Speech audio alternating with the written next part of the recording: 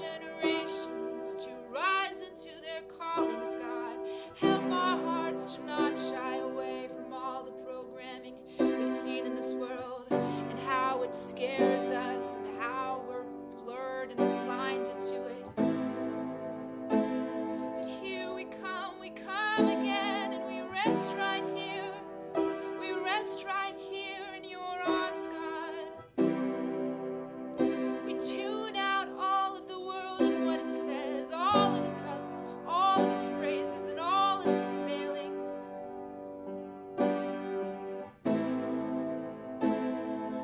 Because it really doesn't matter, not one bit compared to your glory. Musicians, they just touch at it. Scientists too.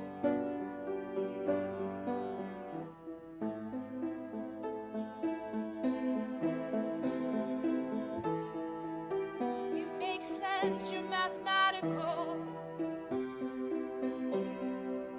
You created order. You make our hearts sing. You use the broken and the downcast and the lovely.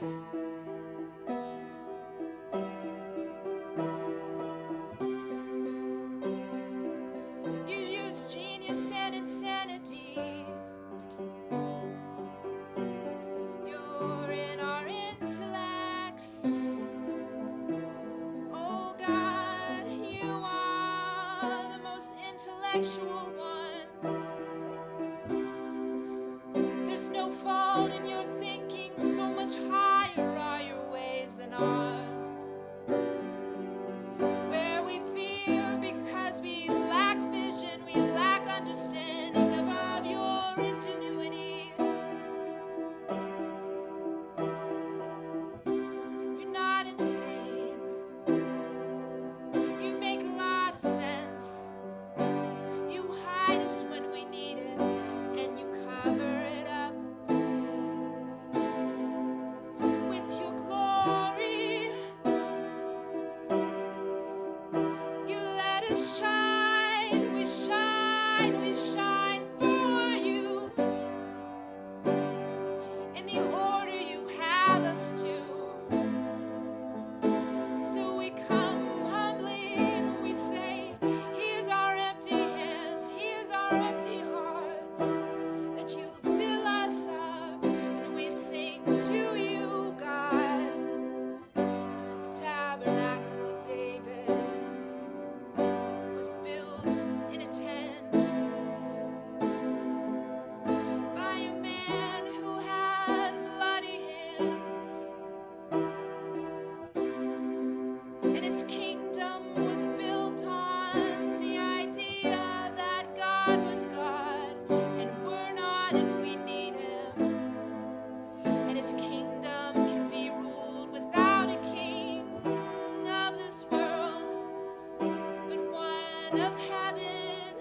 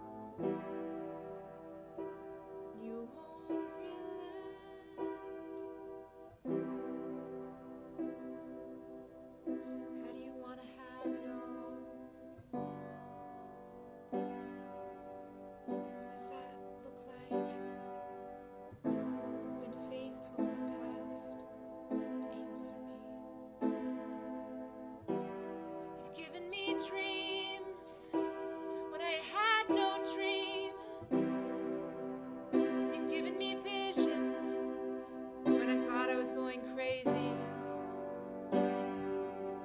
You made a way out. It was marvelous. You really are the one who helps me to plan. It's not my anxiety, but my anxiety cast on you, leaning on you, leaning on you. Here I'm willing.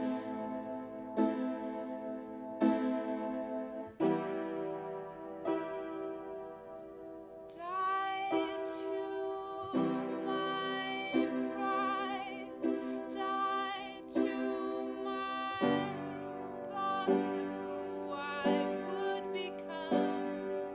I lose it all, abandon, a crazy woman gone wild. Is this like Mary, the one who knew Legion? Who else would bear it all, make herself look the fool who cares what everybody else thinks? Because I have my king before me, and he's gonna die for me, and he's worthy of being anointed with the most expensive oil that I can find. And what would that be? My very self-reputation, what people would think of me, or my very life. So might as well raise my voice to say who my song sings to in my quiet place.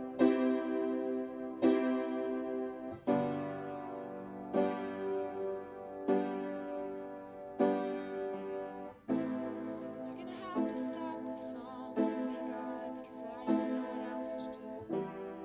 Looks like it keeps just re-recording or something.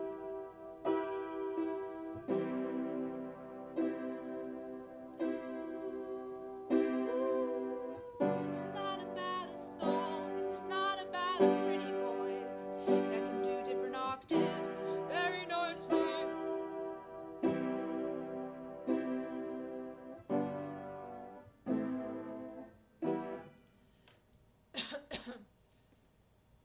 Well, someone came for a soaking set. That doesn't seem like that would be very relaxing. So I better not label this a soaking set. I don't know what to label this. Maybe for Sandy's and Jesus' eyes only. I don't know. Here's a good one.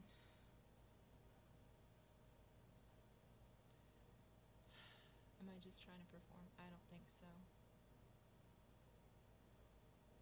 How vulnerable do you get on YouTube? That's a question.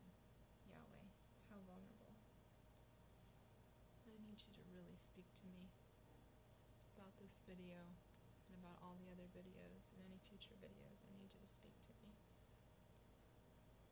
I know you've been faithful to speak to me in the past.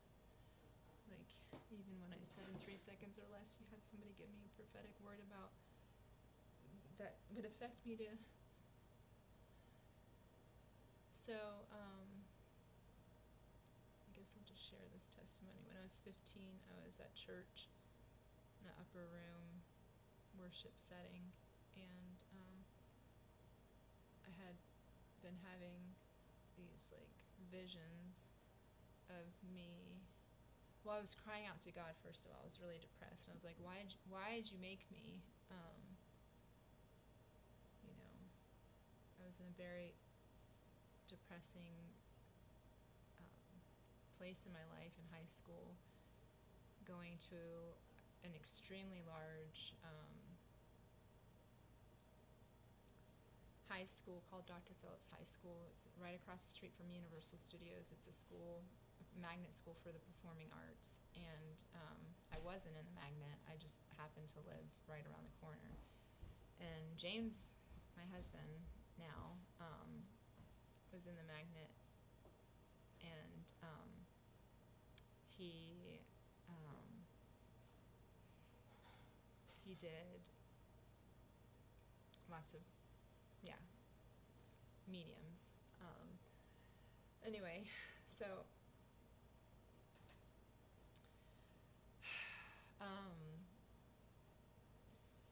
I was going through a lot in that time in my life that there was a lot of spiritual activity that was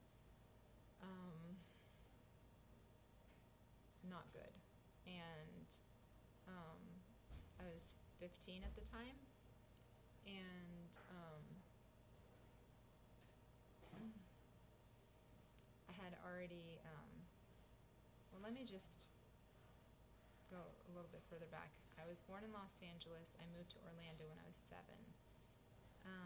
By the time I was 11, I was in a feeder school for Dr. Phillips, and it was in the Dr. Phillips region, suburbs of Orlando, very wealthy area of Orlando, and I I was in drama at the time, and all of our friend group, you know, on weekends we would go to all over Orlando. Our parents would drop us off at Regal Theater on International Drive, and we would just hang out there, you know, for hours. We would go to the ice skating rink and the bowling alley that was on International Drive, and just dropped off there when we were 11, 12, 13. And then, you know, on the summers, we would go to Wet and Wild every day, and we were dropped off there. And then on the weekends, we would have seasonal passes to Disney World and Universal Studios, so we were dropped off at those locations, and all of this without supervision or any supervision that we were conscious of. So, anyway,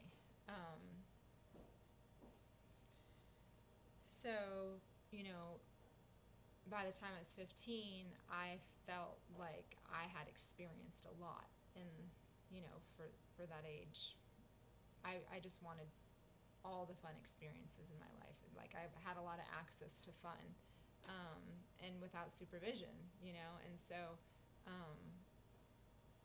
I like felt kind of purposeless,